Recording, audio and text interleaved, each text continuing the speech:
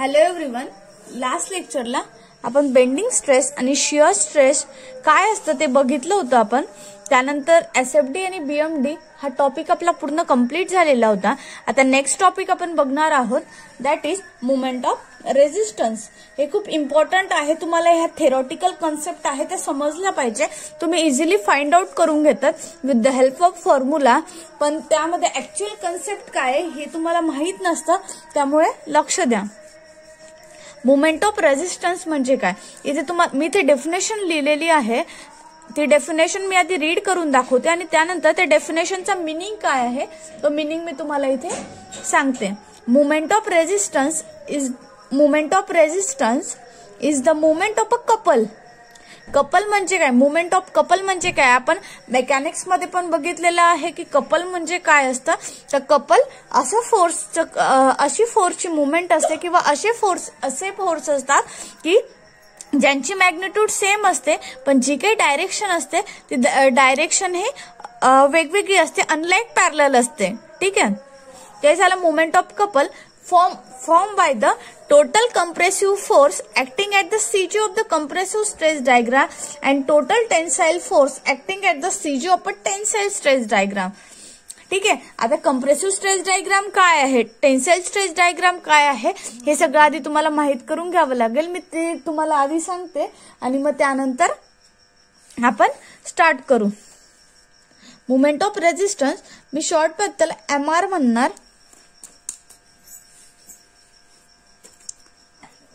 Movement of resistance. ठीक आहे, आधी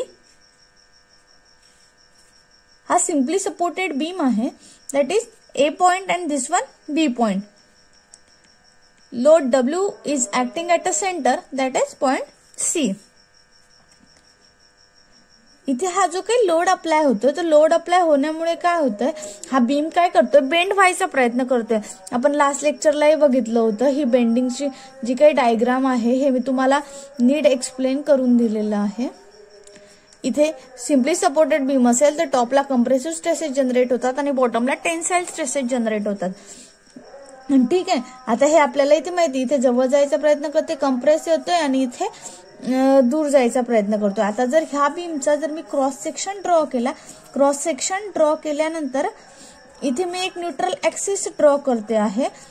ही झाली विड्थ, दॅट इज B. त्यानंतर सिम्पली सपोर्टेड बीम आहे. अप्पर पार्ट हा कंप्रेसिव्ह आहे, न्यूट्रल ऍक्सिसच्या वरचा पार्ट, आणि खालचा पार्ट काय आहे, टेन्साइल आहे. आता हा न्यूट्रल ऍक्सिस म्हणजे काय, जिथे कंप्रेसिव्ह स्ट्रेस पण जनरेट होत नाही आणि तिथे टेन्साइल स्ट्रेस पण जनरेट होत नाही, अशी imaginary line, that's called neutral axis. Okay, neutral ऍक्सिसच्या वर कंप्रेसिव्ह स्ट्रेसेस जनरेट व्हायला स्टार्ट होतो आणि न्यूट्रल ऍक्सिसच्या खाली टेन्साइल स्ट्रेसेस जनरेट व्हायला स्टार्ट होतो. ठीक आहे, त्यानंतर इथे आपण काय करतो, आता माझा जो काही बीम मी कन्स्ट्रक्ट करते तो इक्विलिब्रियम पोझिशन मध्ये राहण्यासाठी मी काय करणार, इथे कॉन्क्रीट मध्ये काय असते, कॉन्क्रीट काय बिअर करू शकतो, कॉन्क्रीट हे कंप्रेशन बिअर करू शकतो, कॉन्क्रीट हे टेन्शन बिअर नाही करू शकत. ठीक आहे, मग त्यासाठी मी काय करते, मला हे इक्विलिब्रियम पोझिशन मध्ये ठेवायचंय, म्हणून जे काही टेन्शन साईडला असतं कॉन्क्रीट सोबत रेनफोर्सिंग बार मी इथे ऍड करते. ठीक आहे, काहीतरी स्पेसिफिक डायमीटरचे मी रेनफोर्सिंग बार इथे ऍड करते आणि त्या बारच्या सेंटर पासूनचं जे काही डिस्टन्स असणार आहे अप्पर लेअर पर्यंत, त्याला मी स्मॉल d ने डिनोट करते. त्याला मी म्हणणार इफेक्टिव्ह डेप्थ. ओके, आणि ह्या काही बारच्या सेंटर पासून बॉटम लेअर पर्यंत जे काही डिस्टन्स असणार आहे त्याला मी म्हणणार इफेक्टिव्ह कव्हर. आणि टोटल जी काही डेप्थ आहे त्याला मी कॅपिटल D ने डिनोट करते आणि that is overall depth. Neutral axis अशी लेअर जिथे कंप्रेसिव्ह स्ट्रेस पण जनरेट होत नाही आणि टेन्साइल स्ट्रेस सुद्धा जनरेट होत नाही. आता आपल्याला प्रत्येक स्ट्रक्चर इक्विलिब्रियम पोझिशन मध्ये ठेवावं लागतं. इक्विलिब्रियम पोझिशन मध्ये तुम्ही ठेवणार तेव्हाच ते सेफ असणार आहे. ठीक आहे, तेव्हाच ते लोड बिअर करू शकणार आहे. त्यानंतर इथे मी आता मुवमेंट ऑफ रेझिस्टन्स कसा जनरेट होतो ते मी इथे तुम्हाला सांगणार. हा सिम्पली सपोर्टेड बीम आहे. सिम्पली सपोर्टेड बीमवर जर मी पॉइंट लोड ऍक्ट केला किंवा कोणताही लोड ऍक्ट केल्यानंतर तो बीम बेंड व्हायचा प्रयत्न करेल. तो बीम अशा प्रकारे बेंड व्हायचा प्रयत्न करेल जिथे अप्परला कंप्रेसिव्ह स्ट्रेसेस जनरेट होतील आणि लोअरला टेन्साईल स्ट्रेसेस जनरेट होतील. मग आता हे रेजिस्ट कसं करणार? तुमचा बीम तर बेंड व्हायला नको. मग त्यासाठी ह्या ज्या काही बीम कडनं काहीतरी मुवमेंट, ह्या लोडमुळे जी काही मुवमेंट क्रिएट होते ती मुवमेंट रेजिस्ट करण्यासाठी ह्या तुमच्या बीमकडनं काहीतरी अमाऊंटची मुवमेंट तिथे अप्लाय केली जाते आणि जी काही मुवमेंट बीम कडनं लोडला रेजिस्ट करण्यासाठी अप्लाय केली जाते त्याला तुम्ही मुवमेंट ऑफ रेजिस्टन्स म्हणणार. ठीक आहे. जसं हा न्यूट्रल ऍक्सिस मी इथे ड्रॉ करते, that is NA. Neutral axis अशी लेअर ज्यावर कंप्रेसिव्ह स्ट्रेसेस पण जनरेट होत नाही आणि टेन्साईल स्ट्रेसेस सुद्धा जनरेट होत नाहीत. इथे दिसते मला सिम्पली सपोर्टेड बीम आहे, त्याच्या अप्परला कंप्रेसिव्ह स्ट्रेसेस जनरेट होतात, न्यूट्रल ऍक्सिसला काहीच जनरेट होत नाही. इथून हळूहळू न्यूट्रल ऍक्सिसच्या वरून कंप्रेसिव्ह स्ट्रेसेस जनरेट व्हायला स्टार्ट होईल अप्पर पार्टला आणि न्यूट्रल ऍक्सिसच्या खालून टेन्साईल स्ट्रेसेस जनरेट व्हायला स्टार्ट होईल हळूहळू. ठीक आहे. असे जनरेट व्हायला स्टार्ट होईल. हे कंप्रेसिव्ह स्ट्रेसेस आहे आणि हे टेन्साईल स्ट्रेसेस आहे. मग मी काय करणार, हे पॉइंट जॉईन करून घेणार. ठीक आहे. स्ट्रेट लाईनने मी ते जॉईन करून घेतले. इथे कंप्रेसिव्ह स्ट्रेसेस आहे आणि इथे काय आहे, टेन्साईल स्ट्रेसेस आहे. त्यानंतर इथे मला दोन क्लिअरली ट्रायंगल दिसत आहे. हा एक ट्रायंगल दिसतोय आणि हा खालचा एक ट्रायंगल दिसतोय. ठीक आहे.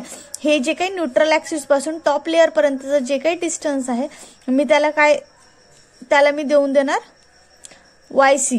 C का दिलं? Y म्हणजे काय, न्यूट्रल ऍक्सिसचं डिस्टन्स. त्यानंतर C म्हणजे काय आहे, कंप्रेसिव्ह. आणि न्यूट्रल ऍक्सिस पासून खाली बॉटम लेअरला मी YT सांगणार. ठीक आहे. आता मी काय करणार, आता हे काय आहे, हे जे काही मी एरोनी दाखवले ते प्रत्येक स्ट्रेस आहे, कंप्रेसिव्ह स्ट्रेस आहे. मी फक्त एवढ्या ट्रायंगलचा विचार करणार. मग मी काय करणार, याचा रिझल्टंट काढणार. मी जो काही रिझल्टंट काढणार दॅट इज C. कंप्रेशन आहे ना, याचा एरो मी इकडून दाखवते. कंप्रेशन आहे ना. आता हे जे काही YC आहे, YCचं टॉप लेअर पर्यंतचं जे काही डिस्टन्स आहे याला मी काय म्हणणार, YC/3. ठीक आहे. त्यानंतर हे टेन्साईल स्ट्रेसेस आहे त्याचा पण मी रिझल्टंट काढणार.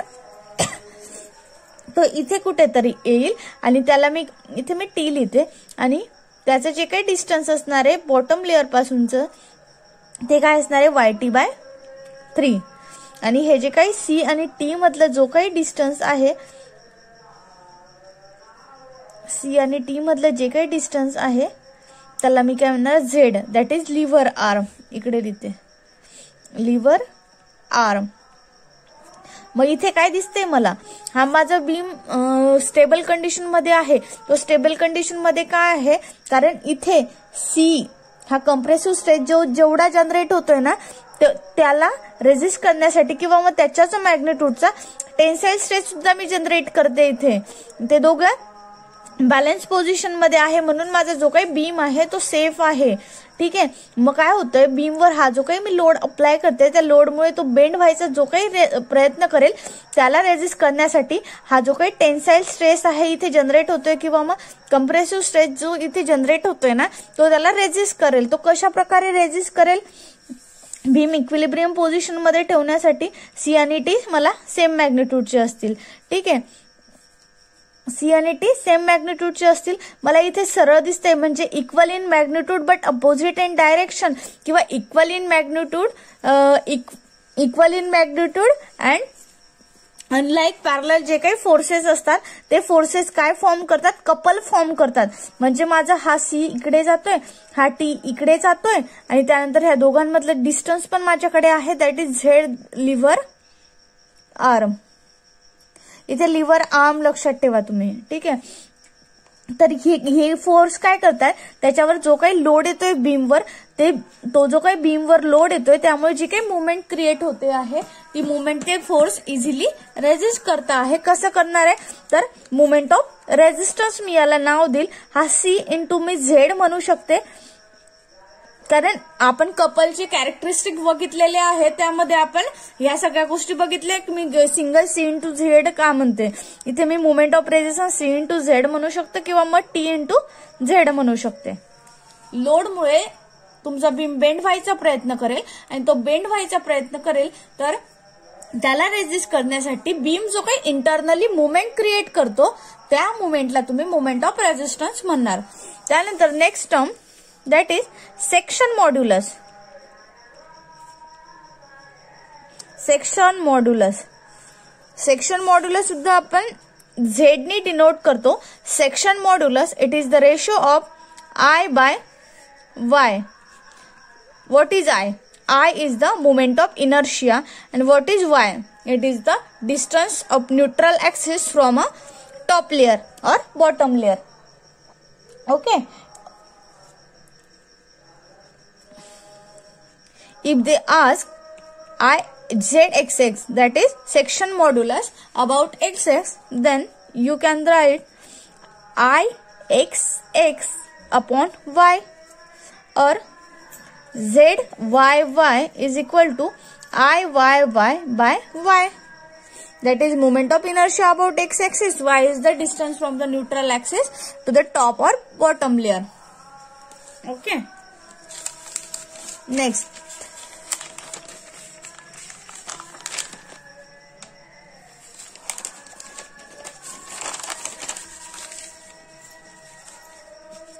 आता आपण सेक्शन मॉड्युलस बघितला I by Y.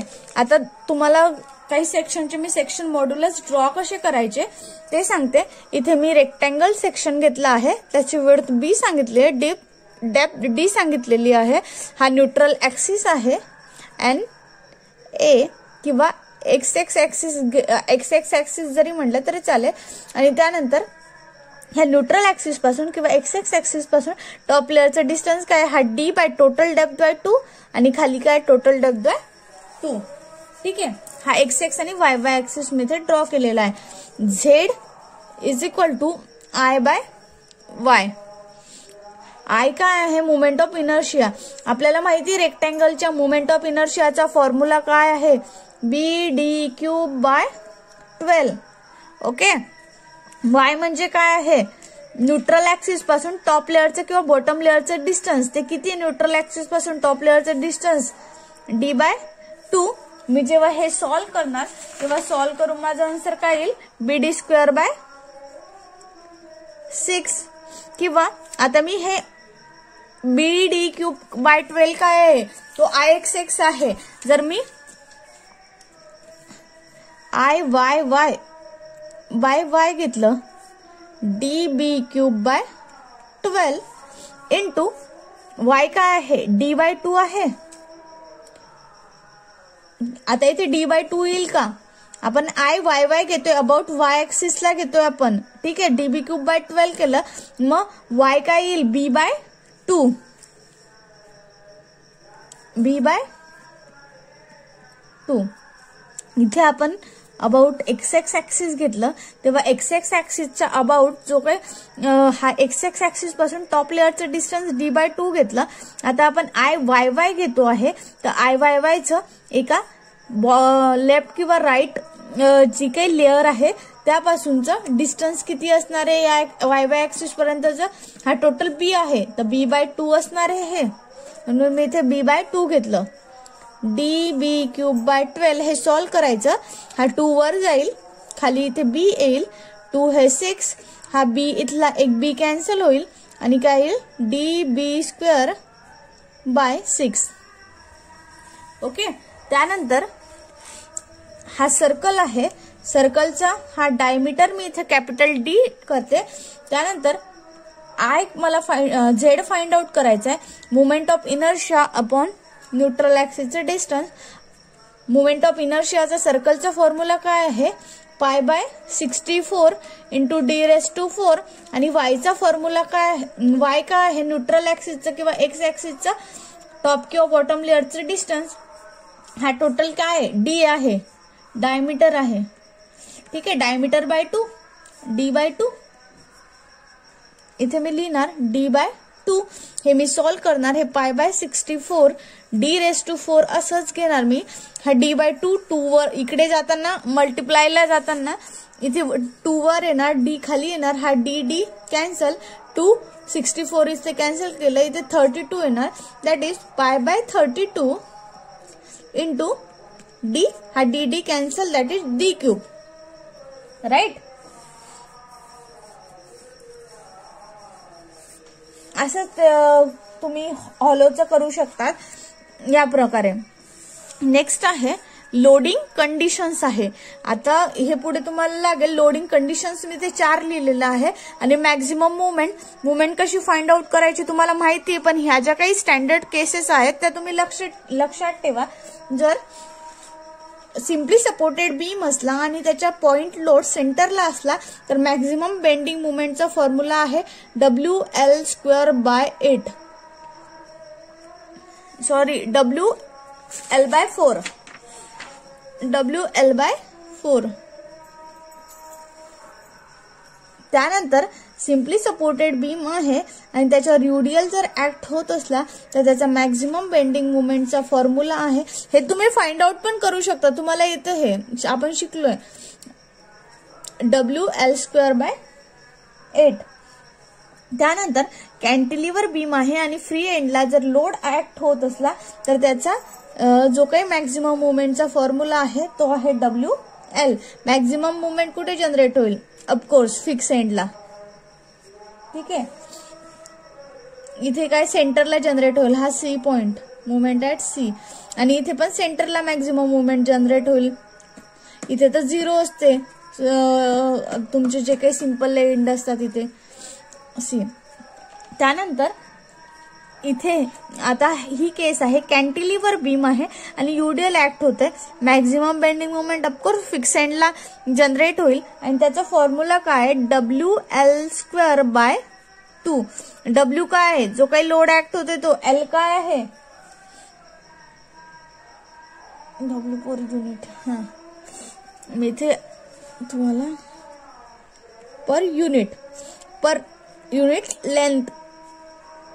ठीक आहे, इथे पॉइंट लोड मध्ये कन्वर्ट करायचा आणि तो W घ्यायचा. WL²/2 किंवा असंच घ्या, WL²/2.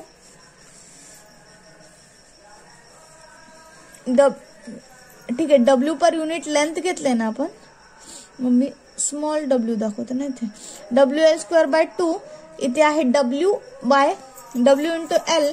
Simply supported beam UDL that is WL²/8 इथे आपण घेणार आहोत. त्यानंतर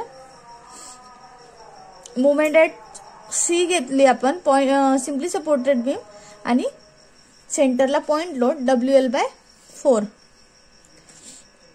छोटा W येणार, छोटा W पर युनिट UDL ला. ठीक आहे,